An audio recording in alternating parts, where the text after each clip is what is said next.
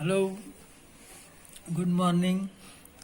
आज अपन बायोलॉजी का चैप्टर 13, ठीक है, why do we fall ill, हम बीमार कैसे होते हैं, ठीक है, इसके बारे में देखेंगे। इसमें अपन सबसे पहले हेल्थ को देखेंगे, फिर उसकी हेल्थ क्या होती है, उसके सिग्निफिकेंस क्या होते हैं, पर्सनल कम्युनिटी हेल्थ इश्यू क्या होते हैं, ठीक है, डिसीज फ्री क्या है, कॉजल ऑर्गेनिज्म क्या है, एक्यूट और क्रोनिक डिसीजेस क्या होती हैं, इनके बारे में अपन इस लेसन के अंदर पढ़ेंगे।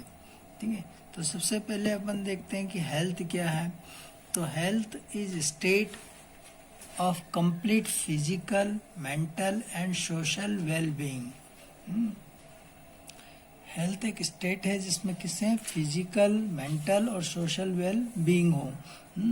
It is not merely the absence of disease or infirmity as defined by WHO. WHO ने जो है इसको हेल्थ को और डिफाइन किया है। WHO क्या होता है? वर्ल्ड हेल्थ ऑर्गेनाइजेशन 1948 में इसको स्टेब्लिश किया था। Thus the being health means that one should be feel good physically, mentally and socially. यानी पर्सन जो है फिजिकली भी फिट हो, मेंटली भी फिट हो और सोशली भी फिट हो, तब इसको अपन बोलते हैं हेल्थ। अब आता है सिग्निफिकेंस क्या होता है हेल्थ का। तो health, good health has following advantage. It increase our working efficiency, ये हमारी वर्किंग इफिशियंसी को बढ़ाती हैं। It help us to perform various activities at our best. हमारी सभी एक्टिविटीज़ को हम बेस्ट कर परफॉर्मेंस देते हैं। ठीक है, it help us to cope up with the social and mental pressure without much difficult. किसी प्रकार के सोशल या मेंटल प्रेशर्स को नहीं लेना, यह डिसीज़, इस तरीके से हम डिसीज से फ्री हो सकते हैं, हेल्थी हो सकते हैं। It make our life joyful, और हमारा जीवन जो है इंजॉयफुल होगा, जॉयफुल होगा, खुशियों से भरा हुआ होगा।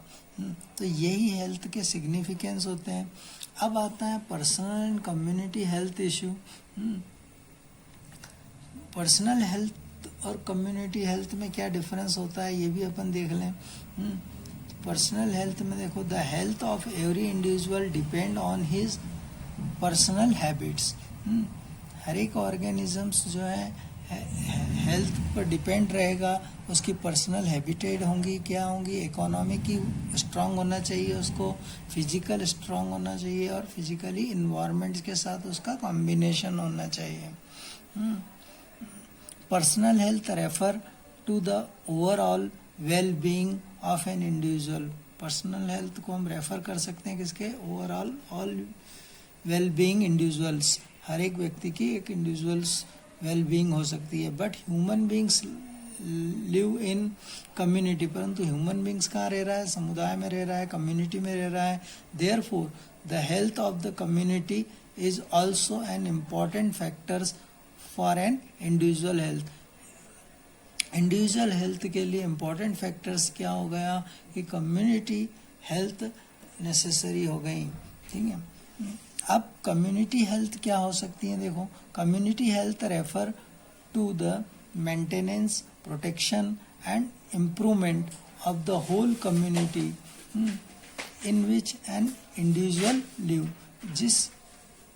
जो इंडिविजुअल रह रहा है कम्युनिटी में, उसके अंदर प्रोटेक्शंस हो, इम्प्रूवमेंट्स हो और मेंटेनेंस हो, तो इसी को हम बोल सकते हैं कम्युनिटी हेल्थ।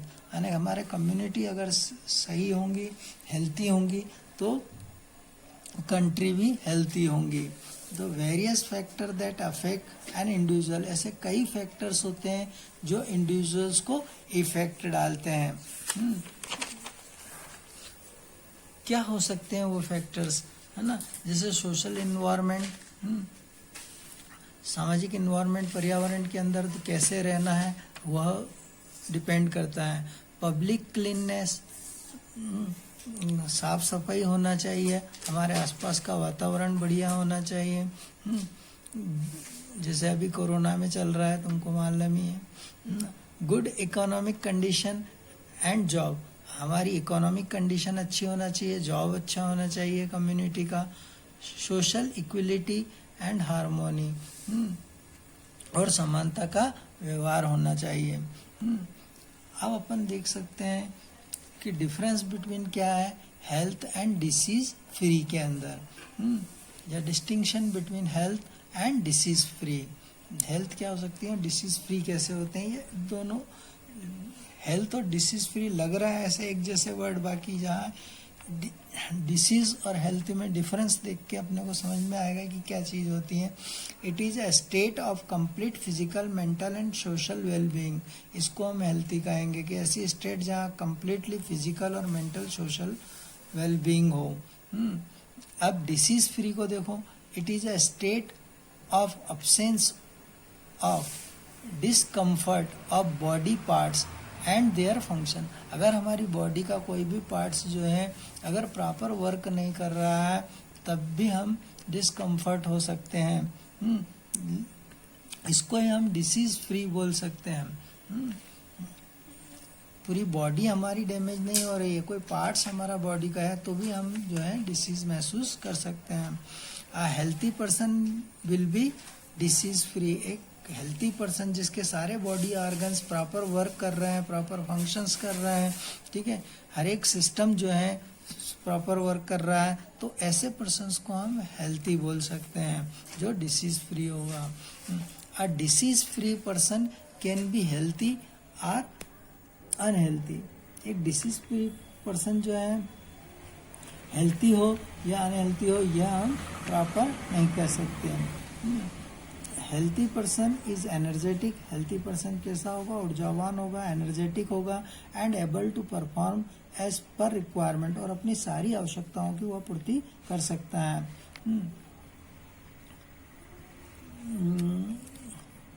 पर performance of a disease free person depend upon environment, और डिसीज फ्री पर्सन जो है किस पर डिपेंड रहेगा, एनवायरनमेंट पर डिपेंड रहेगा अपनी परफॉर्मेंस के लिए, एंड पर्सनल एटीट्यूड, और पर्सनल एटीट्यूड्स पर होगा।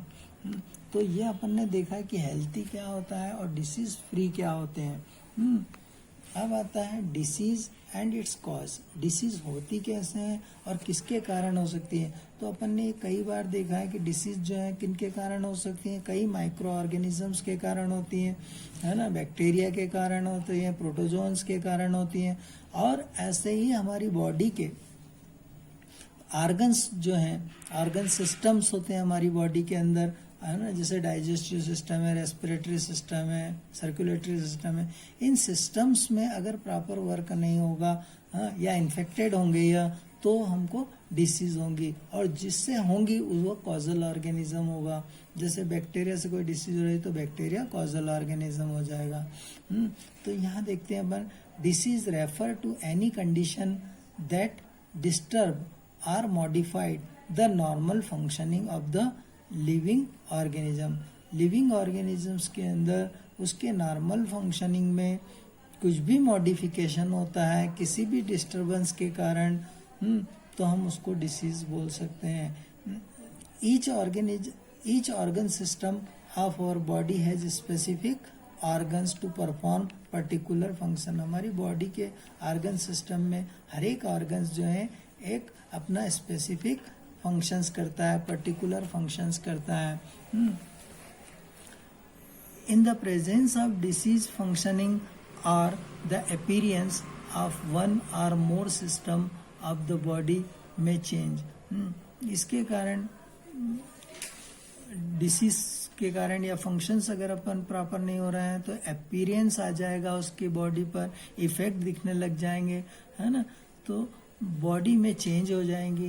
दी change give rise to the symptoms, ऐसे जो चेंजेस आएंगे उसको हम क्या बोलेंगे, सिम्टम्स बोलेंगे, एंड साइन ऑफ डिसीज, और यह डिसीज का एक साइन होगा। कि कोई भी पर्सन, जैसे अभी चल रहा है कोरोना का, है कि नहीं, तो उसमें आपका टेम्परेचर मेजर किया जा रहा है, और कफ वगैरह देखे जा रहे हैं, है ना, तो ये सारे सिम्टम्स जहाँ दिखेंगे बॉडी के अंदर ऐसे, तो हम कह सकते हैं कि वह डिसीज में हो गया, डिसीज कॉजिंग हो गया है। जैसे अब सिम्टम्स किसको बोलते हैं? Symptoms of disease are the indication that we feel as being wrong. Symptoms ऐसे इंडिकेशन देंगे कि जो हम कुछ रॉन्ग है, हमारी बॉडी में कुछ रॉन्ग है या अनयूजुअल है। जैसे such as a cold, headache, cough, loose motion, है ना, ये सारे जो है सिम्टम्स दिखाएंगे हमको। These indicate that there may be a disease, यानी कुछ न कुछ डिसीज है। साइन किसको बोलेंगे? Sign of a disease give more definite indication of the presence of particular disease. किसी पर्टिकुलर डिसीज के पर्टिकुलर से साइंस हमको दिखने लग जाएंगे। They help the doctor to diagnose the disease, और डॉक्टर की मदद से हम उस डिसीज को डायग्नोज करेंगे। अब आता है कि डिसीज एक्यूट और क्रोनिक डिसीज क्या हो सकती हैं। तो एक्यूट डिसीज जो है डिसीज और that last only for very short period, यानी ऐसी डिसीज जो बहुत कम समय के लिए होती हैं, शॉर्ट पीरियड ऑफ टाइम के लिए होती हैं। दस they do not cause long term harmful effect, और लंबे समय के लिए कोई हार्मफुल इफेक्ट नहीं देती हैं ऑन ह्यूमन हेल्थ और ह्यूमन हेल्थ पर। In these disease patient recover completely after the cure, और क्योर होने के बाद में पर्सन ऑलरेडी रिकवर हो सकता है। तो यानी अपन यूँ बोलते हैं इस डिसीज को एक्यूट डिसीज देते हैं, शॉर्ट टर्म डिसीज। जैसे कॉमन कोल्ड है, कफ है, ये हमेशा नहीं रहते, ये एक्यूट डिसीज के अंतर्गत आते हैं। क्रोनिक डिसीज क्या होती हैं? क्रोनिक डिसीज जो लॉन्ग टर्म डिसीज होती हैं, लंबे समय के लिए होती हैं।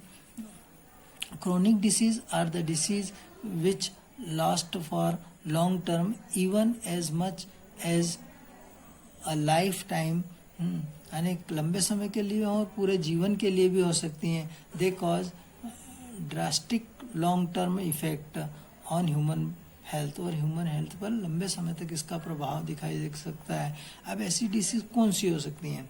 ये एलिफेंटियासिस डिसीज होती हैं। एक फाइलेरियल वार्म होता है जिसका इन्फेक्शन हो जाता है हमारी बॉडी पर, तो एलिफेंटियासिस डिसीज हो जाती है। मतलब एलिफेंट जैसे लेग्स हो जाते हैं, फूल जाते हैं, तो इसको एलिफेंटियासिस डिसीज कहते हैं। किसके कारण होती है? एक फाइलेरियल वार्म होता है, कीड़ा होता है एक तरह से। ऐसे ही कैंसर हो सकती है, ये भी लॉन्ग लास्टिंग डिसीज है। एंड ट्यूबरकुलोसिस, जिसको हम टीबी बोलते हैं, ये माइकोबैक्टीरियम के कारण होती है। एक बैक्टीरिया होता है ट्यूबरकुलोसिस, माइकोबैक्टीरियम ट्यूबरकुलोसिस, उसके कारण होती है। तो यहाँ तक अपन ने पढ़ लिया है। अब आगे जो है अपन नेक्स्ट वीडियो में इन्फेक्टियस डिसीज पढ़ेंगे, और इन्फेक्टियस डिसीज के बाद general effect of infectious disease और कुछ डिसीज के सिम्टम्स और ट्रीटमेंट देखेंगे।